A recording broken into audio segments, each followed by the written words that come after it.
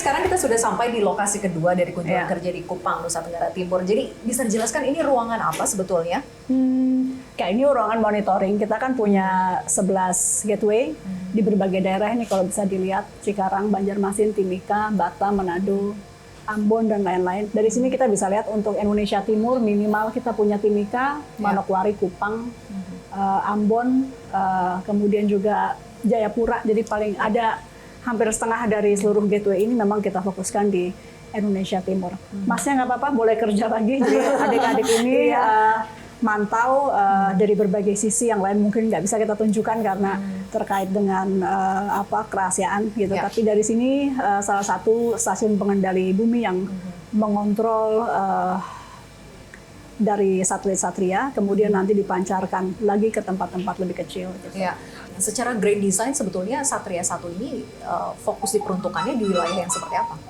Tadi kan kita lihat banyak yang memang untuk 3T ya, jadi memang kita ingin ada pemerataan akses digital dan itu yang selalu disampaikan Presiden Prabowo juga sebagai keberlanjutan juga Pak Jokowi yang memang sudah menaruh komitmen di Indonesia Timur cukup besar. Saya yakin beliau juga arahannya supaya ada keadilan, jadi akan dilanjutkan seperti itu gitu. Ya, dorongan tentunya pemerataan digital ini. Ya, kita tuh masih punya, karena kita masih punya digital divide ya, jadi ada perbedaan antara internet di desa, di kota gitu. Nah, divide ini yang ingin kita kecilkan supaya ada prinsip keadilan. Ya, ketika akses internet itu sudah mudah untuk dijangkau di wilayah terpencil, tapi yang juga tidak kalah penting adalah bagaimana literasi digitalnya harus diseimbangkan gitu. Mereka kemudian akses tapi harus juga bisa paham gitu literasi digitalnya. Nah, pendampingannya seperti apa kemudian? Itu yang lebih berat sebenarnya Mbak, tugas kalau infrastruktur kan kita bangun ya. Tapi setelah itu pemanfaatannya seperti apa, itu yang menurut saya lebih berat dalam artian nggak bisa kerja sendiri.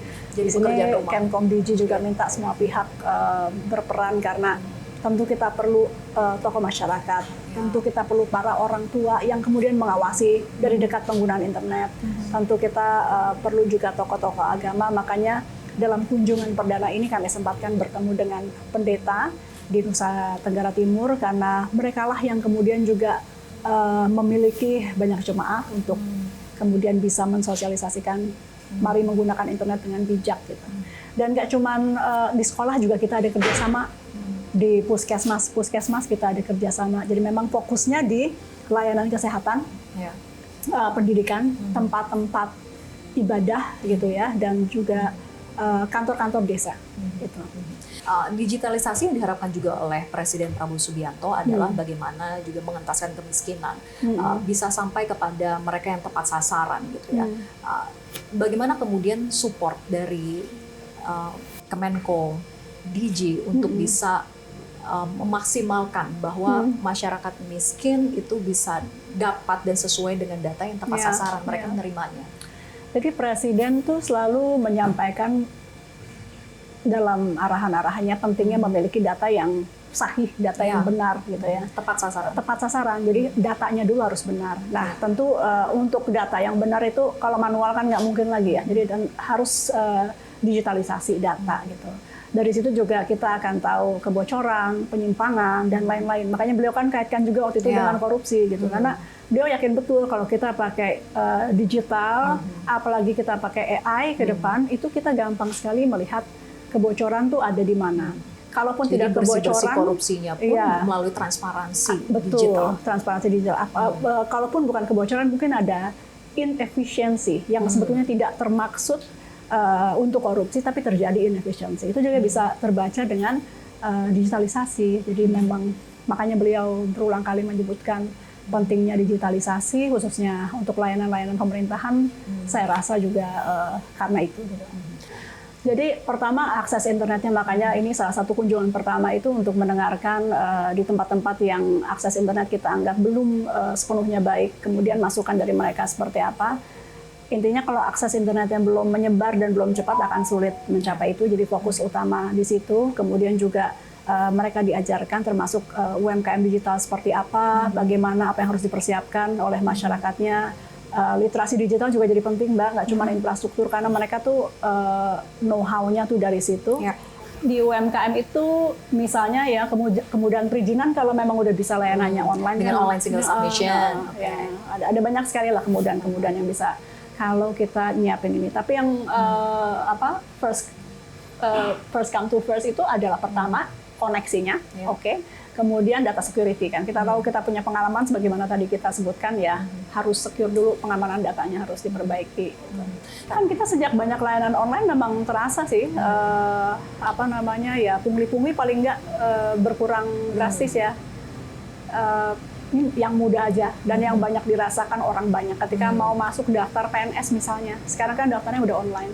Dulu kan di situ banyak terjadi katanya pungli-pungli. Sekarang ya udah nggak bisa karena terdigitalisasi, tes pertamanya juga harus menggunakan internet, angkanya juga langsung kelihatan hasilnya. Jadi itu salah satu contoh yang paling mudah dibayangkan. Nah, semua itu bisa terjadi di berbagai sektor. Itu baru daftar PNS, belum mohon maaf urus KTP, belum mohon maaf urus SIM, perizinan usaha dan lain-lain. Disitulah akan terlihat akan mudah sekali ditemukan kebocoran-kebocoran atau potensi kebocoran-kebocoran. Banyak PR yang harus dituntaskan, banyak kan juga banyak sinergi dan kolaborasi, betul, banyak yang harus mendukung, banyak yang tentu dukung. optimis gitu ya ke depan. Adakah kemudian target 100 hari atau jangka pendek setidaknya dalam beberapa waktu ke depan yang ingin digolkan dari Komdigi sendiri? Tentu ini nanti masih pending arahan Presiden lagi karena kami diminta untuk melaporkan, nanti beliau akan lihat apakah ini juga prioritas beliau, karena sekali lagi kan prioritasnya bukan kementerian tapi beliau sebagai presiden gitu. Tapi kurang lebih gambaran saya yang banyak masukan, sekali lagi masukan, jadi ini bukan maunya menteri aja, nggak boleh maunya menteri aja, tapi apa yang masyarakat inginkan gitu.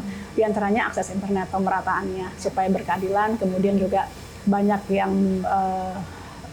minta juga literasi digital lebih banyak karena khawatir penyalahgunaan internet di kalangan anak muda gitu. Dua itu sama ini sih yang paling banyak juga masuk paling nggak di sosmed saya ya, data security, banyak yang khawatir data-datanya tidak terjaga, banyak yang khawatir ada pencurian data atau yang terakhir NPWP 6 juta yang bocor datanya. Itu yang banyak PR untuk kemudian diseriusi dalam jangka pendek kita. Gitu.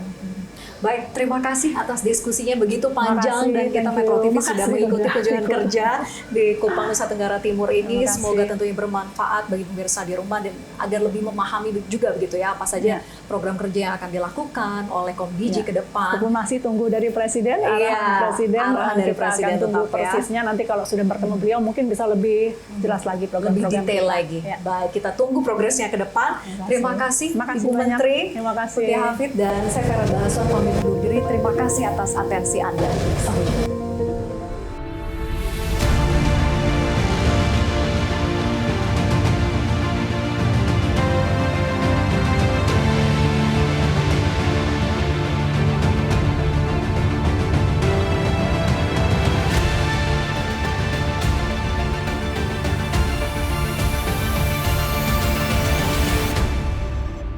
Jelajahi cara baru mendapatkan informasi. Download Metro TV Extend sekarang.